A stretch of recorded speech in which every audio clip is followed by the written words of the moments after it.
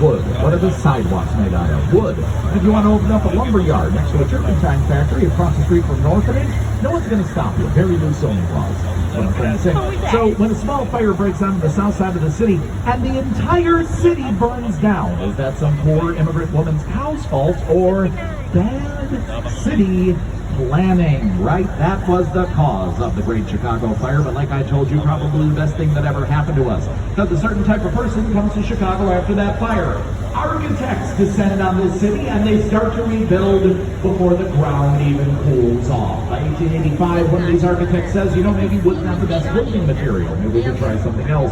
What about a steel structure? We can build taller that way. They invent the world's first skyscraper right here in Chicago, arguably a direct result of that fire. So you see, everyone, if it wasn't for the fire, I wouldn't have a tour to show you here today, right? We wouldn't be spending this quality time together. And wouldn't that be the real tragedy? I think so. So that's the first part of our origin story. We'll get to the other two in just a moment, but before we do, I want to point out the distinct lack of anything to see to our left. You'll see some signs here that say 78 Chicago. They did a survey of the city. They figured out we have about 77 neighborhoods here.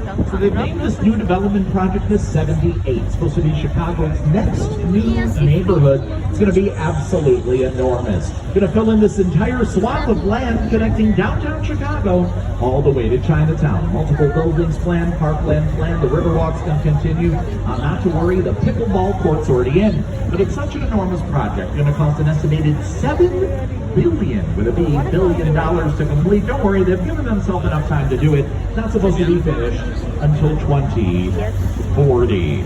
So you're looking at the future of Chicago here to our left. Now, stepping from the future back to the past, when last we left off with our story, the whole city burnt down. Any other city would take a break after that. Here in Chicago, we decided to throw the biggest party in the world. In 1893, Chicago won the rights for the World's Fair. What that meant was millions of people from around the world coming here to show off the new inventions and innovations of the day.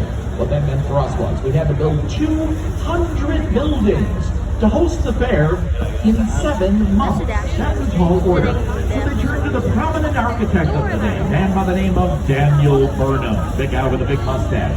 Got a team of architects together, and they pulled it off. Here's the outcome, 1893. Now remember, no airports in Chicago at this time. Listen to this number. 27 million people passed through the turnstiles of that World's Fair.